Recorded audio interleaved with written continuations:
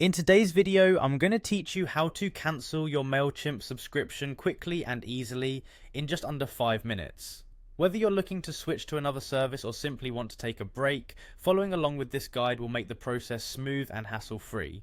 First things first, you'll need to log into your Mailchimp account. If you haven't done this already, head over to the Mailchimp website and enter your login details. Once you're in, you'll be greeted by the dashboard that you're likely already familiar with. After logging in, focus on the top right corner of your screen where you'll find your profile icon. It's typically represented by your initials or a profile picture if you've uploaded one. Clicking on this icon will reveal a drop-down menu with various options related to your account. Now in this drop-down menu, you're going to select Account and Billing. This is the section of Mailchimp where you can access detailed information and settings about your account, including your current plan and payment details. Taking a few moments here to navigate through is key to managing your subscription effectively. Once you are in the Account and Billing section, the next step is to find the Settings option. Clicking on this will open another set of options which are crucial for the next steps. Here's where you'll find the option to Manage My Plan. Selecting this will take you to a page specifically dedicated to your subscription plan details. It's a useful page to become familiar with, as it not only shows what features you're currently using, but also provides options related to your plan management. Now scroll down through this page until you find the option called Pause or Cancel Plan.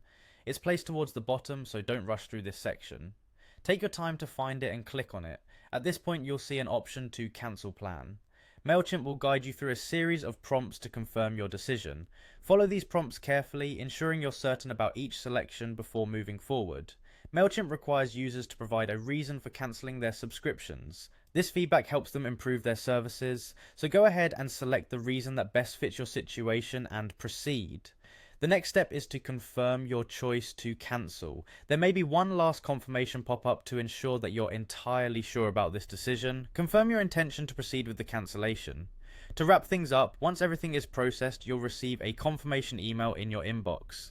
This email is your proof of cancellation and will usually include information about the end date of your service. And that's it, you've successfully cancelled your Mailchimp subscription. Thank you for watching, and I hope this guide was helpful. If you found it useful, feel free to give us a thumbs up and subscribe for more straightforward guides like this one. Have a great day.